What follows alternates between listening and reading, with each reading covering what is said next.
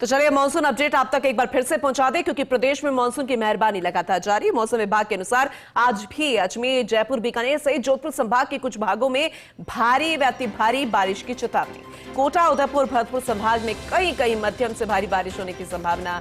दक्षिण पूर्वी भागों में 1 अगस्त से भारी बारिश के सामान्य होने की संभावना। शेखावाटी क्षेत्र व बीकानेर संभाग के कुछ भागों में भी 1 अगस्त को कहीं कहीं भारी बारिश। राज्य में 2 अगस्त से वर्षा सामान्य रहने की संभावना। पिछले 24 घंटे में सवाई माधोपुर, और टोंक के कई स्थानों पर 150 मिलीमीटर से भी ज्यादा वर्षा दर्ज की गई है। बीसलपुर, कोटा बैराज ओवरफ्लो, चंबल ने कई जिलों में खतरे के निशान पर उसे पार किया है और लगातार सहयोगी भी हमारे साथ बने हुए हैं। उनसे ज्यादा हम अपडेट लेंगे, बताएंगे कि किस तरह की तस्वीर फिलहाल बनी हुई है। सवाई माधोपुर से senior special correspondent Vinod Singh Chauhan हमारे साथ जुड़ चुके हैं, ज्यादा जानकारी उनसे लेंगे। विनोद जी, आप सुबह से लगातार तस्वीरें दिखा रहे हैं, कल भी आप वहां पर थे और लगातार आपने अपडेट किया, अभी क्या स्थिति बनी हुई है, जरा अपडेट कीजिएगा।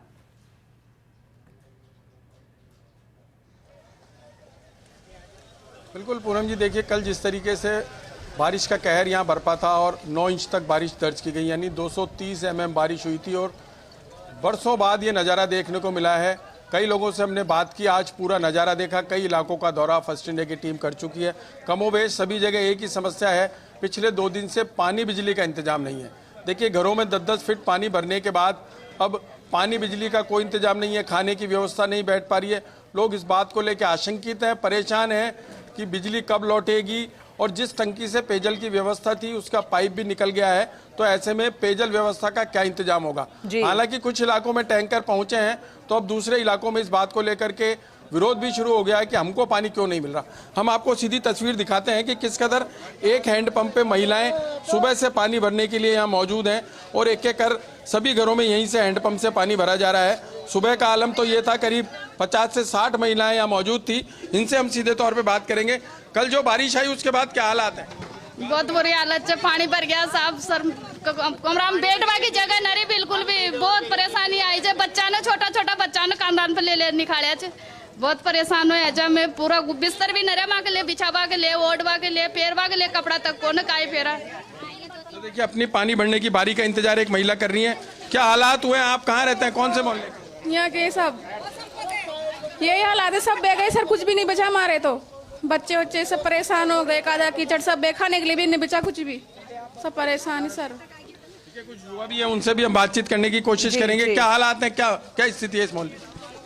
बहुत बुरा हाल है, घरों में पानी है, घरों में कमर कमर तक पानी है, और खाने पीने की व्यवस्था आसपास वालों के तो बहुत बुरे हालात है, उनके तो खाने पीने। सर परसों दिन नाइट में 12 बजे से लाइट जा चुकी है और पानी इतना आ चुका है कि वो पुल है ना, वहाँ तक पानी आ चुका है। पूरा मोहल्ला 10 फीट तक पानी डूब चुका है। किसी की जानहानि भी हो गई है, किसी के पैसे ऐसे गुम गए हैं, किसी का पूरा बक्सा डुल गया वगैरह, सब अस्त व्यस्त हो गया सामान वगैरह।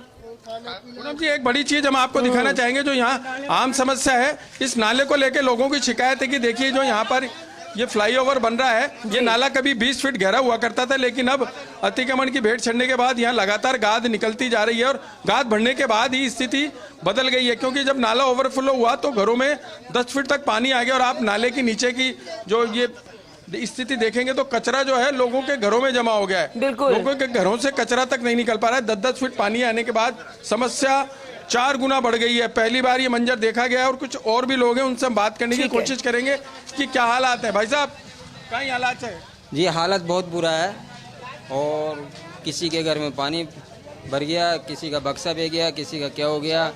और कैसे हालात है? हालात तो ऐसा, खाने का दाना नहीं है, वो भी बह गया। क्या हालत बताएं, मरने की नौबत आ गई है। ये हाल रिया ना, तो रेगर मोहल्ला पूरा डूबत में है। पहली बार इतनी बरसात देखी है इस मोहल्ले में? पहली बार आई है, और कुछ गंदगी से हो रही है, कई बातें हैं। छोटे छोटे बच्चे इनको पहाड़ पे लेके भगे बारिश में, इस हालत में ये हालत रही तो सारा मोहल्ला। सबसे ज्यादा परेशानी तो हम लोगों को इससे है, ये अगर जब तक नाला साफ नहीं होगा, जब तक हमारी बस्तियों का पानी नहीं निकलेगा। पानी निकलता नहीं, हमारे घरों में पानी घुसता। विनोद जी, एक अहम सवाल है, बहुत बड़ी बड़ी बातें प्रशासन द्वारा, आपदा प्रबंधन टीम द्वारा की जा रही है, जरा हमें समझाने की कोशिश कीजिए।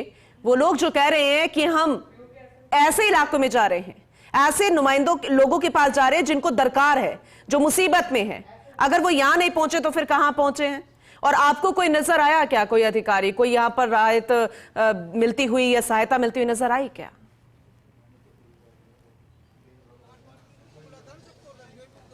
बिल्कुल, देखिए कल आपदा प्रबंधन मंत्री ने दौरा किया, जिला प्रशासन के आला अधिकारी थे, पुलिस के आला अधिकारी थे, वो आश्वासन देके चले गए। उसके बाद से अब तक यहाँ सुध लेने कोई नहीं आया। पूरी रात इन्होंने दहशत में निकाली, पूरी रात बारिश का जोर रहा, पूरी रात लाइट गायब रही। आज सुबह से ना तो पानी की व्यवस्था है, ना इनके घर में कोई खाना पकाए, क्योंकि अधिकतर लोगों के अनाज जो था वो बह गया, कईयों के सिलेंडर बह गए। हमने जो घरों में जाकर के हालात देखे वो बड़े विचलित करने वाले थे कि कई मकानों में दरार आ गई, मकान टूटने की कगार पे हो गए, जो सामान था, जो बिस्तर थे, वो पूरे गीले हो गए।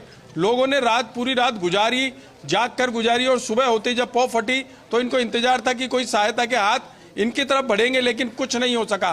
तमाम लोग अब इसी बात को लेकर के आशंकित है, अगर फिर से बरसात आती है तो वो आलम क्या होगा, क्योंकि सहायता किसी प्रकार की नहीं मिल पाई है। और स्थानीय संवाददाता हमारे साथ हैं। देखिए गोयल, बताइए किस तरह के हालात हैं, और कल आप जब पूरे दिन यहाँ घूमे, पुलिस प्रशासन रहा, लेकिन आज कोई नहीं पहुंचा। देखो, बिल्कुल जाहिर सी बात है, जब जिस तरह का हालात, जो बाढ़ जैसे हालात कल सुबह यहाँ पैदा हुए थे, उसके बाद प्रशासन का जो अमला था वो पहुंचा था। यहाँ के जो जनप्रतिनिधि हैं और आपदा राहत मंत्री हैं डॉक्टर किरोड़ी लाल मीणा, वो भी यहाँ पहुंचे थे। लेकिन सबसे बड़ी बात ये, आश्वासन सबकी ओर से मिला है, सर्वे कराकर आपदा की जो राहत है उसको पहुँचाने के वादे सभी ओर से किए गए हैं। लेकिन सबसे बड़ी समस्या है आज के समय में, अभी फिलहाल की बात करें तो इन लोगों के पास जो पीड़ित परिवार हैं, जो बिल्कुल एक तरह से त्रस्त हो चुके हैं इस बारिश से, उनके पास खाने के लाले पड़ रहे हैं, उनके पास पीने के पानी नहीं है उनके पास, और उनका घरेलू सामान पूरी तरह से कई लोगों का बह चुका है, कई लोगों का तबाह हो चुका है। कुल मिलाकर आज की तरह से वो एक तरह से खुले आसमान के नीचे जीने को मजबूर हैं। तो सबसे बड़ी बात यह है कि प्रशासन को ज्यादा गंभीरता दिखाते हुए फौरी तौर पर, बड़ी बात यह है संदीप की प्रारंभिक तौर पर यहाँ कुछ नाश्ते के पैकेट या खाने की व्यवस्था तो होनी चाहिए। हाँ, ये जाहिर सी बात है कि कल जब हालात पैदा हुए थे, विकट हालात पैदा हुए थे, तो कलेक्टर ने जो निर्देश दिए, तो नगर परिषद आयुक्त जो है नरसिंह मीणा, उन्होंने खाने के पैकेटों के इंतजाम कल कराए थे। कल सुबह भी बांटे गए थे, शाम को भी बांटे गए थे, लेकिन जहां तक हम मानते हैं कि वो नाकाफी साबित हुए हैं। जितने लोग, जितने परिवार, जितने पीड़ित हैं, उनको पर्याप्त संख्या में शायद वो पैकेट नहीं पहुंच पाए। आज भूखे प्यासे लोग घूम रहे हैं इसी इंतजार में कि कुछ खाने को मिलेगा। बिल्कुल, भूखे प्यासे लोग भी हैं, प्रशासन की तरफ राहत की उनकी उम्मीदें लगाए बैठे हैं। और सबसे बड़ी बात यह है कि जो बारिश का दौर एक तरह से भी देखा जा रहा है कि शुरू हो चुका है, और अगर ज्यादा बारिश हुई तो फिर इन लोगों के सामने बहुत विकराल संकट और विकराल समस्या पैदा हो सकती है। छोटे छोटे बच्चे जो दूध का इंतजार कर रहे थे, घर में लाइट नहीं है, गैस नहीं है, खाना नहीं बन पा रहा है, वो ज्यादा विचलित हो रहे हैं। तो ऐसे में प्रशासन से किसी ने कोई पहल करी? जो स्थानीय जो जनप्रतिनिधि हैं वो अपने स्तर पर आवाज पहुंचा रहे हैं। हालांकि हो सकता है कि प्रशासन का कोई एक अपना दायरा हो, उसकी कोई प्रक्रिया हो, लेकिन मानना यह है सारे लोगों का और स्थानीय लोगों का भी जो उम्मीद है उनकी यही है, इन सारी प्रक्रियाओं को, दायरे को दूर रखते हुए। ये बहुत बड़ा सवाल है। यहाँ पर कचरा इतना ज्यादा है, पीने को साफ पानी नहीं है, पानी तो है लेकिन पीने को पानी नहीं है, पूरे तरीके से सब कुछ गीला हो गया। बच्चों के लिए सोने की जगह नहीं, रहने की जगह नहीं, खाने पीने का इंतजाम नहीं, दूध नहीं। आखिर क्या लिमिटेशंस हो सकते हैं गवर्नमेंट की, क्या लिमिटेशन एक सिस्टम की हो सकती है? आप बने रहिएगा, लगातार हम आपसे जानकारी लेते रहेंगे। बूंदी का भी रुख कर लेते हैं, जगदीश हमारे सहयोगी हमारे साथ बन गए हैं। जगदीश, जरा अपडेट कीजिएगा बूंदी के हालातों को लेकर, और वेदर रिपोर्ट क्या कहती है, क्या अभी भी बारिश हो रही है क्या, जरा ओवरऑल जानकारी दीजिएगा।